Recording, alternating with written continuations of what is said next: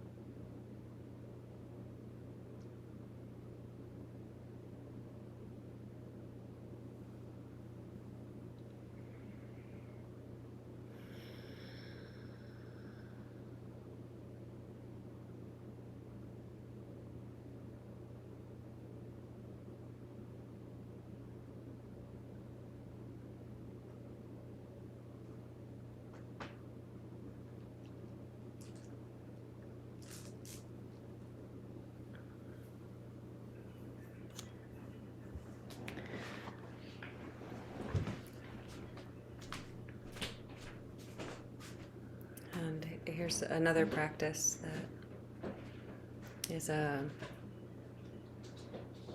in case the Ishq Allah is not brutal enough for you. This one is it's called the bow and arrow zikr. That is another zikr that Pir Murshid Inayat Khan offered, instructed. And so it uses our common zikr phrase. Let me put it in the window for you. La ilaha illallah.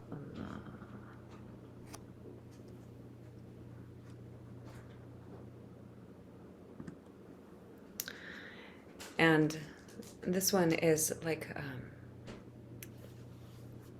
I don't recommend this for everyone, but we can do it together right now. But please don't take this on as a personal practice without checking with me if I'm your teacher, or your teacher if you have somebody else that you check in with about these things. That it is deliberately a very piercing and emphatic blow to the heart to try to bust through the defenses and resistance.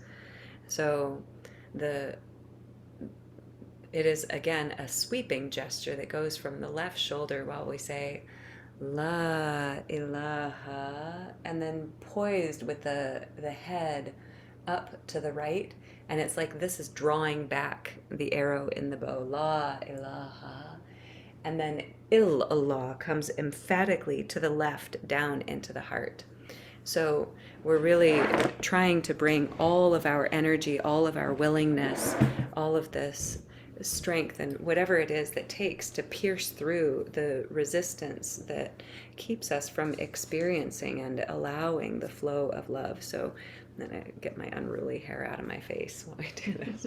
So it's sweeping from the left, La ilaha, and then pause, feeling that tension of all of that energy that you have filled up and pulled back, and then releasing the bow into the heart down to the left, illallah.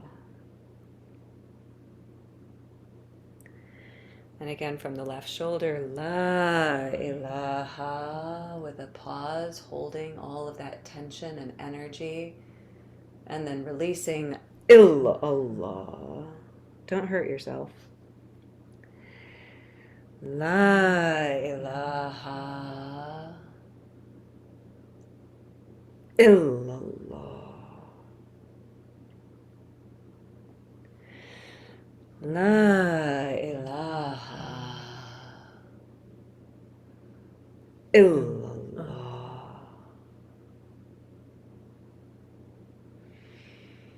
La ilaha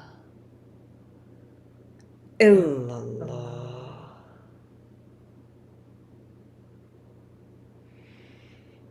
La ilaha illallah.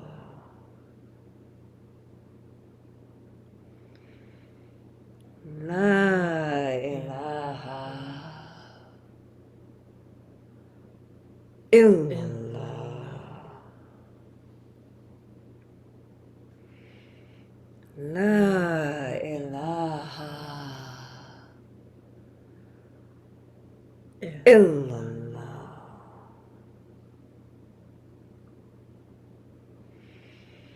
La ilaha illallah. Two more times. La ilaha illallah.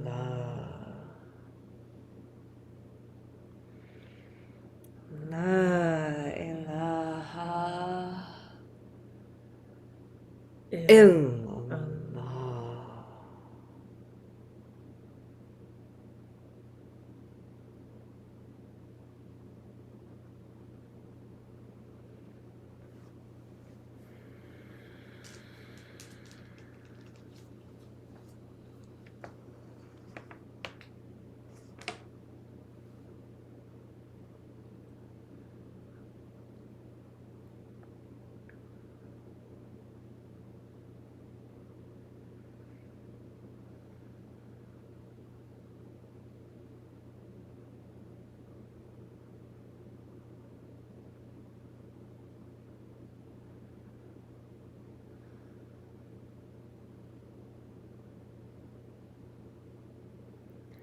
This human heart is vast and resilient.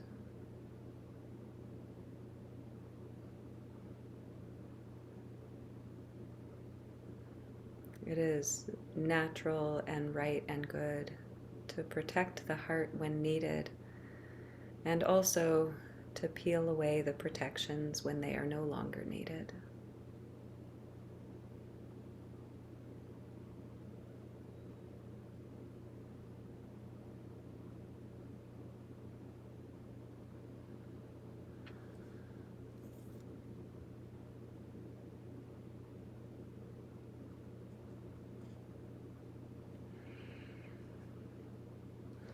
Okay.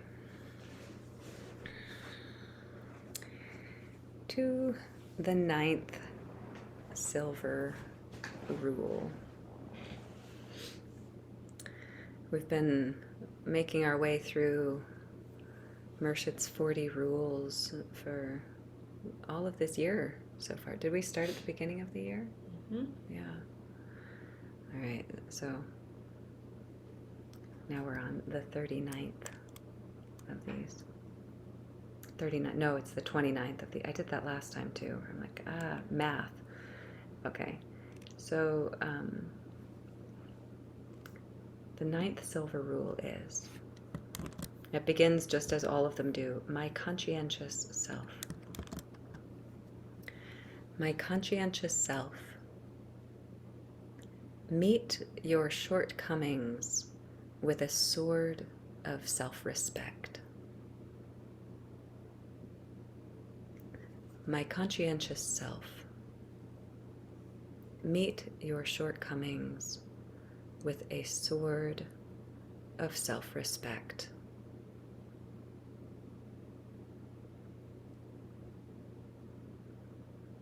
My conscientious self, meet your shortcomings with a sword of self-respect. respect.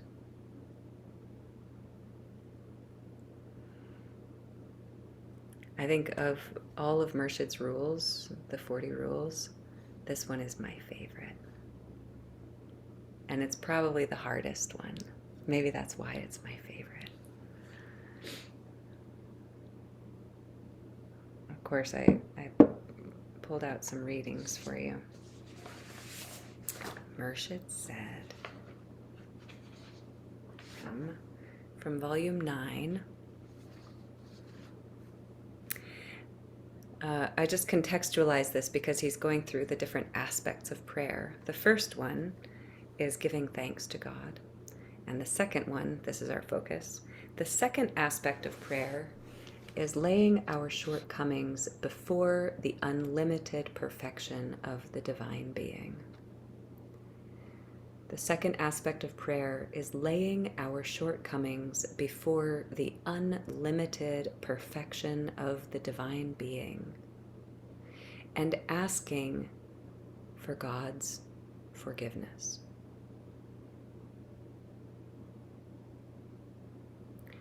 I think it's very important to note that he does not say, lay your shortcomings before other people in your life so they can judge you and make you feel bad.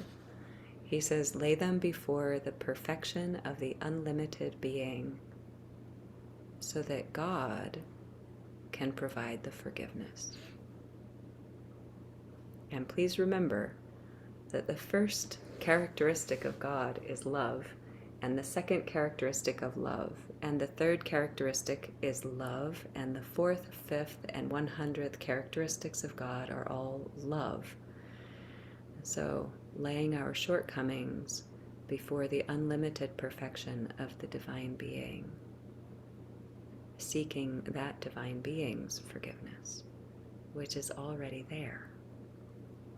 It is a foregone conclusion. There's a little more. This makes one conscious of one's smallness, of one's limitation, and therefore makes one humble before God. Again, he's not talking about guilt and shame and self-condemnation. He's saying, we are all small. We are all limited. Let's not pretend otherwise. Let's see if we can be honest about our limitations, our smallness, and our shortcomings so that God can provide the love that is needed.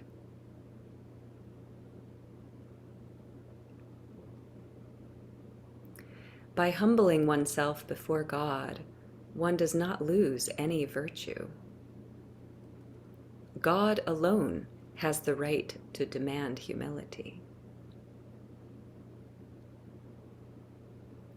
Although humility is painful to the pride of the human being, the joy of humility is never known by the proud. You weren't expecting that, were you? Here that is again. Although humility is painful to the pride, the joy of humility is never known by the proud. Can you feel into that? The joy of humility? That you can't experience in pridefulness?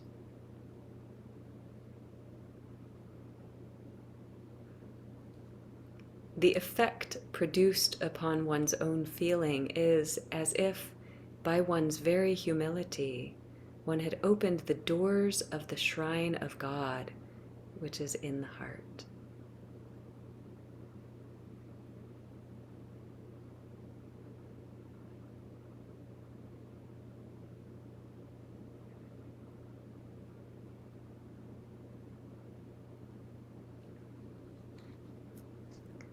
Was that enough of that, or shall I read a little more? I have another passage that is from volume 10. And we have 2 minutes till our noon Zooms. So Can you read that last sentence again? I can try. It probably won't be exactly the same because I adjusted some of the language and I might not do it exactly the same, but here's something like that. The effect produced upon one's own feeling is as if, by one's very humility, one had opened the doors of the shrine of God, which is in the heart.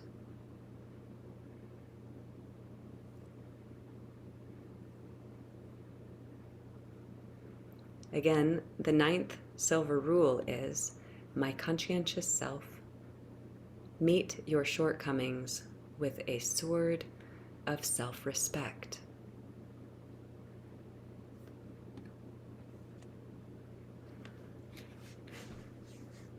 Why would you feel proud to be humble? Oh, Inanna, you're just being argumentative. The joy of humility, the joy of humility that you don't get to experience if you're being proud. Okay.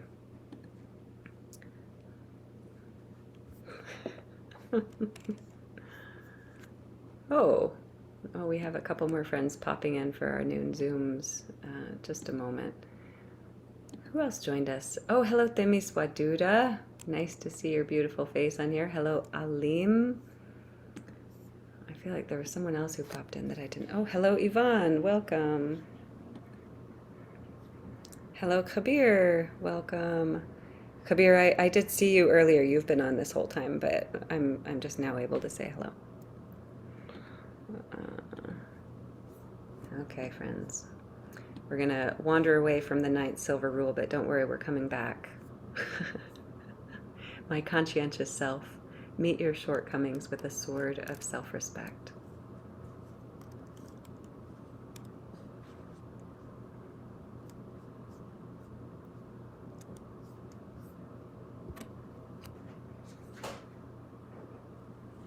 Okay.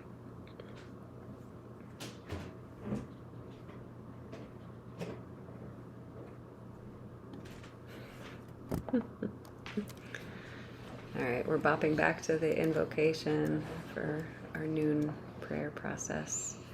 And Kabir, since you're with us now, would you like to get us started with the invocation in German? And then, is Aliella still with us?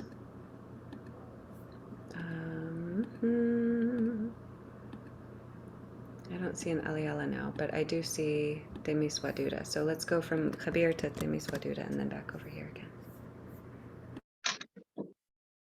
Dem einen entgegen, der Vollkommenheit, der Liebe, der Harmonie und der Schönheit, dem einzig Seienden, vereint mit all den erleuchteten Seelen, die den Meister, den Geist der Führung verkörpern. Amen. Perante o Uno, a perfeição de amor, harmonia e beleza, o único ser, unido a todas as almas iluminadas, que formam a corporação do Mestre, o Espírito que. Amém. Thank you, friends. And in English, towards the one, the perfection of love, harmony and beauty, the only being, united with all the illuminated souls who form the embodiment of the Master, the Spirit of guidance. Amen.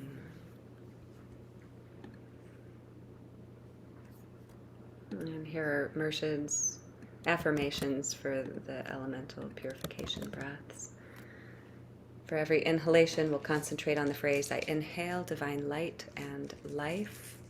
And on every exhalation, we concentrate on the phrase, I radiate divine life and light, beginning with the breath of earth, in and out through the nose. I inhale divine light and life.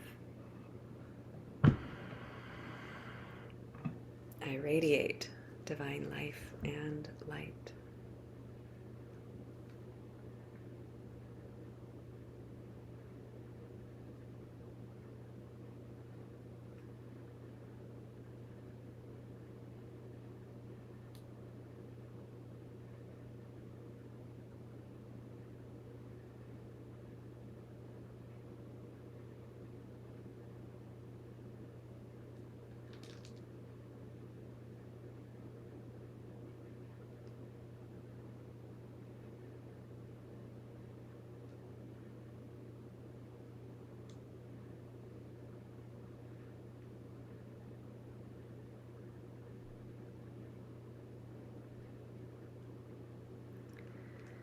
Breath of water, breathing in through the nose, breathing out through the mouth. I inhale divine light and life.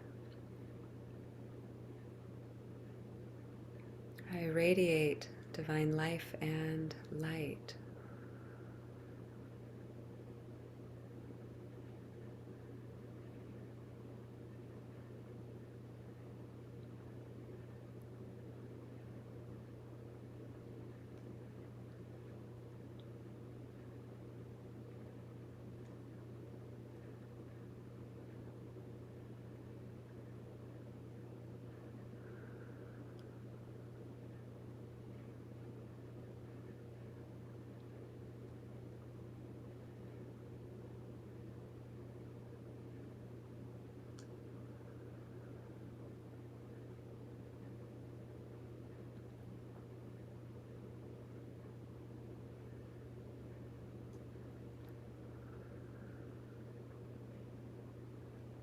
The breath of fire, breathing in through the mouth, breathing out through the nose. I inhale divine light and life.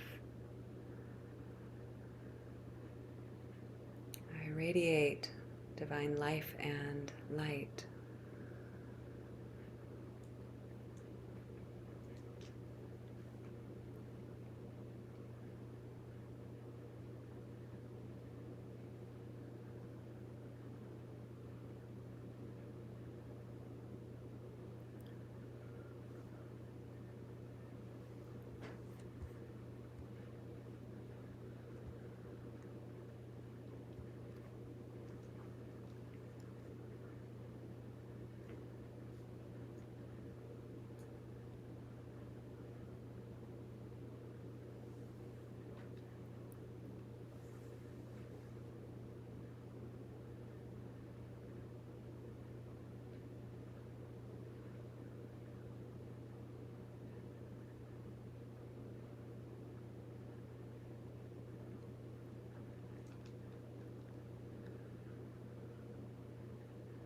Breath of air, breathing in and out through the mouth. I inhale divine light and life.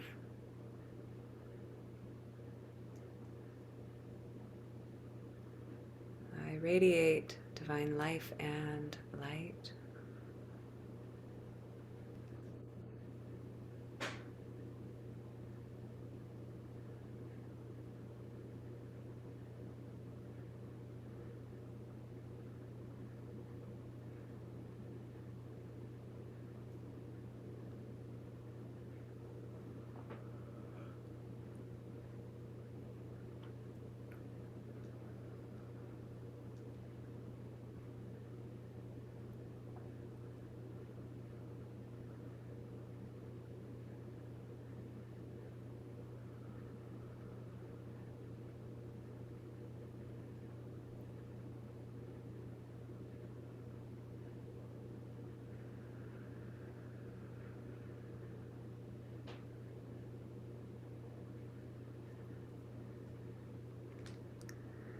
The breath of ether, breathing through the nose, or however is natural for you.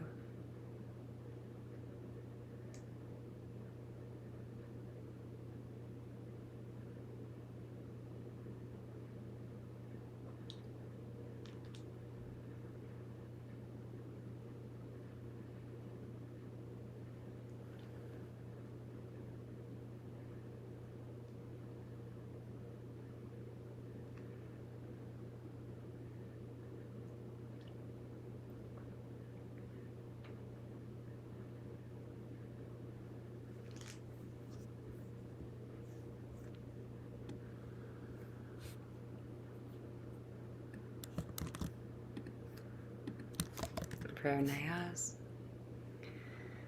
Beloved Lord, Almighty God, through the rays of the sun, through the waves of the air, through the all-pervading life in space, purify and revivify me, and I pray, heal my body, heart, and soul.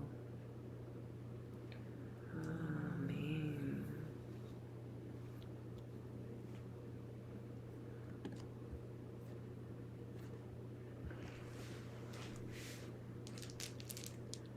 Okay. shortcomings are us. And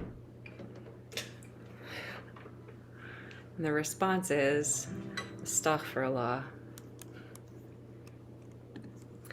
So astaghfirullah is usually translated as asking for the forgiveness of God. And it's a purification and a blessing. And it's also a returning home. It's coming back into our perfection in the embrace of God. So this particular melody is called The Lightning Astaghfirullah. That is from our friend Jessica Bromby. Astaghfirullah, astaghfirullah, astaghfirullah, Allah, astaghfirullah, astaghfirullah, astaghfirullah, Allah.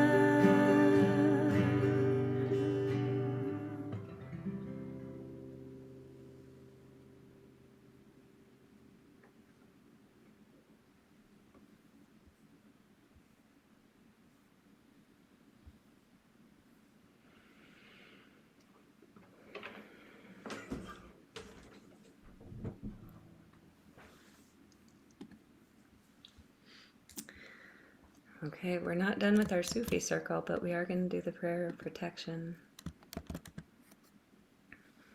to close our daily prayer Zoom process. I come from a perfect source. I am bound to a perfect goal. The light of the perfect being is kindled in my soul. I live and move and have my being in God. Nothing in the past or present has power to touch me. I rise above all. Ta-da! Okay, sitting back down. We have more to do. Okay, if you were just popping in for our noon Zoom, thanks for joining us and lots of love. Hello, Samia and Salim. Hello, Musa. Hello, Clarity. Hello, Karima. Okay, back to our circle.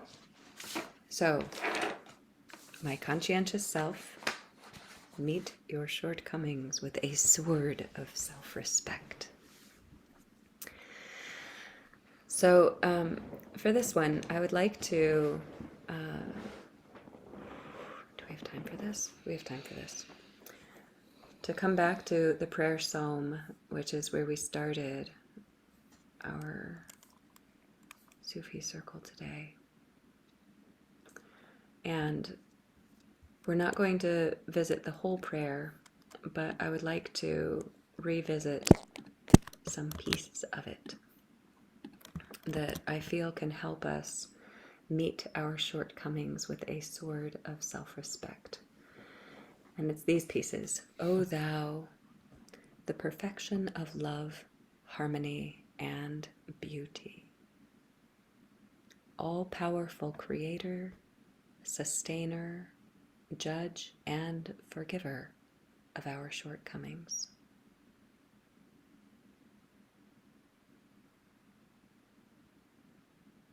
That piece again. O thou, the perfection of love, harmony, and beauty. All-powerful creator, sustainer, judge, and forgiver of our shortcomings. Then we'll move to another part. Pour upon us thy love and thy light. Pour upon us thy love and thy light. Pour upon us thy love and thy light.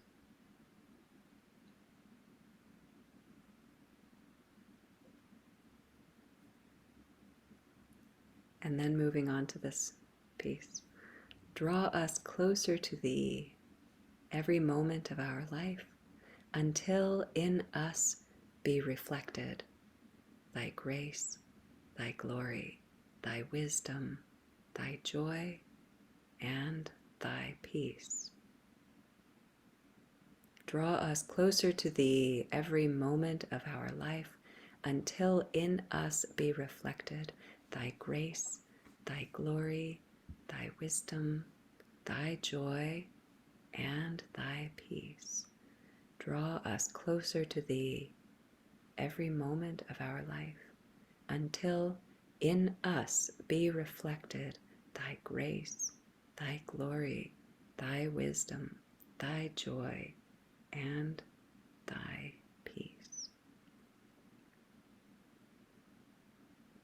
My conscientious self, meet your shortcomings with a sword of self-respect. Not condemnation, not humiliation, self-respect. Self-respect. I think we lose track of that phrase, don't we, in there? Meet your shortcomings with a sword, and we're like, oh shit, look out. No, with self-respect. That is positive regard. It's an awareness of responsibility. It's a loving attention.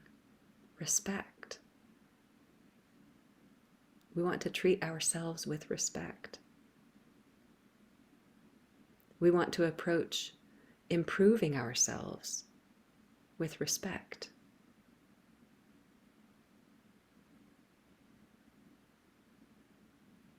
And we can do that with the help of the all-pervading God reality.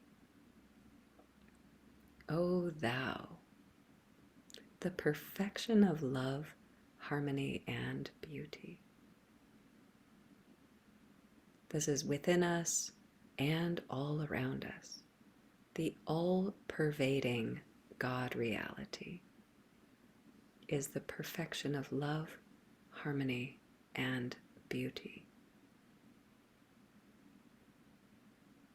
All-pervading love, harmony, and beauty harmonizes, weaves through, inspires, draws us out of our shortcomings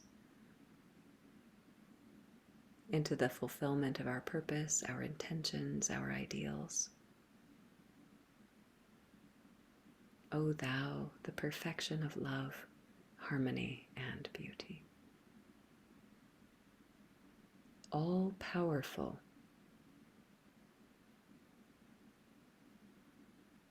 the divine presence that contains every possibility, all strength, all capacity, everything that is needed, inherently present in the body of God and available to each of us to help us meet the needs of each moment and to address our limitations in our humanness.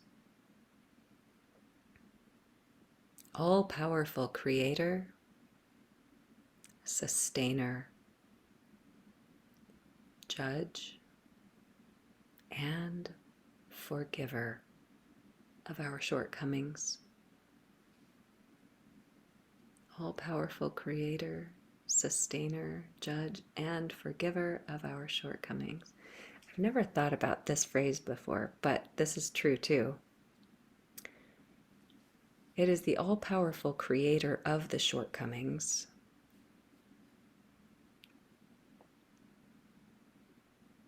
God is the creator of the shortcomings.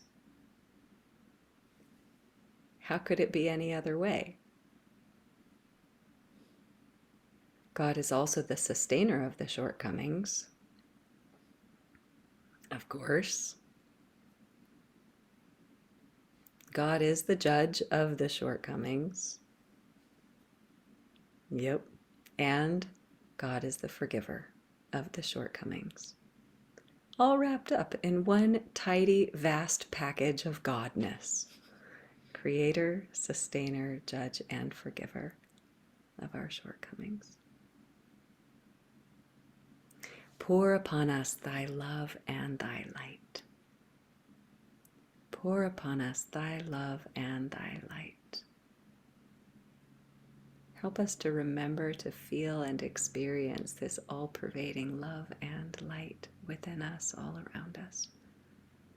Draw us closer to thee every moment of our life, until in us be reflected thy grace, thy glory, thy wisdom, thy joy, and thy peace.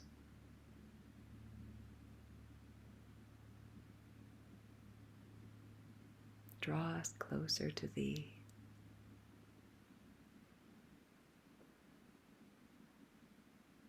Until in us be reflected thy grace, thy glory, thy wisdom, thy joy, and thy peace.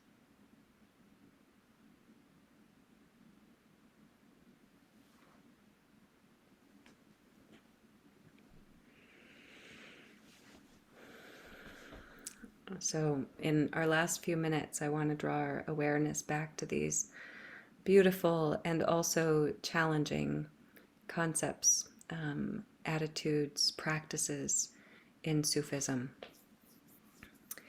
that are mushahida and mujahida. That we come back to these a lot because they are infinitely applicable, useful. Mushahida and mujahida. They're there in the chat window for you. So these are both encouraged, invited as a daily awareness in Sufism. So this goes for each and every one of us. Each of you, all of us, everyone, all the time. Daily concentrations where we are invited to dedicate a few minutes. It doesn't take very long, but even a few minutes each day to each of these practices. Mushahida is the one that means bringing your embodied witnessing to your own self. That means that we take a few minutes at the end of the day to step out of our personal, invested, identified experience and to try to observe ourselves from an objective point of view, from the witness, the calm, balanced, clear, true-seeing witness. Mushahida. It means stepping back and looking at our experience throughout the day, our motives, our actions, our qualities of thoughts, feelings, our conversations, our behaviors. Did we live up to our ideals today? And Mushahida doesn't do anything with it. It just looks at it with a clear insight, pure insight. The cleanest possible vision we can manage is Mushahida. Without excuses, without justifications, without associations, without backstory, without apology, without regret, without judgment, without shame or celebration. It's the witness. It just sees what's truly there. The next aspect is mujahida, with a J in the center there, mujahida. And mujahida is after you have seen what is truly there, you do something about it. Again, it doesn't come from a place of guilt or shame or self-berating. It comes from a place of loving self-respect. Self-respect at the center. So mujahida can be on a daily basis, even just choosing one thing that we would like to improve. It can be one tiny little thing. It can be something like, here's my example. Here's my embarrassing example. Are you ready? Often, I'm aware that I have to pee, but I'm busy doing something, so I put it off. That's not healthy for my body. It's much better to just get up and go pee as soon as I know I need to pee. Frequently, I don't do that because I'm tangled up in something. I'm like, I'm going to just finish this thing. And then I forget about it for a while, and then it comes back. So I will frequently set my intentions to be on top of it, that as soon as I notice that I have a sensation that I need to pee, I'm just going to go do that and stop like delaying and procrastinating. I have a delay and procrastination streak like you would not believe. She would believe it. The rest of you probably wouldn't believe it. So something like that is so tiny, that is so simple. And I'm not scolding myself or shaming myself. I know why I do what I do, and it would be healthier for me to do it a different way. So setting that intention, something very simple, very practical, that you can implement on a daily basis. That's all. Mushahida, mujahida. That's all. Okay, friends, I just talked too long, and now it's time for our closing prayer. But I'm happy to hang out with you after we've officially finished this, if you'd like to chat for a bit with me. So let me grab the prayer khatum to put in the chat window for us. Thanks, Anjali. Okay, khatum. O thou, who art the perfection of love, harmony, and beauty, the Lord of heaven and earth, open our hearts that we may hear thy voice, which constantly cometh from within. Disclose to us thy divine light, which is hidden in our souls, that we may know and understand life better. Most merciful and compassionate God, give us thy great goodness. Teach us thy loving forgiveness. Raise us above the distinctions and differences which divide. Send us the peace of thy divine Spirit, and unite us all in thy perfect being. Amen. Okay, friends, thank you so much. There is one moral. The love, which springs forth from self-denial and blooms in deeds of beneficence, and my conscientious self, meet your shortcomings with a sword of self-respect.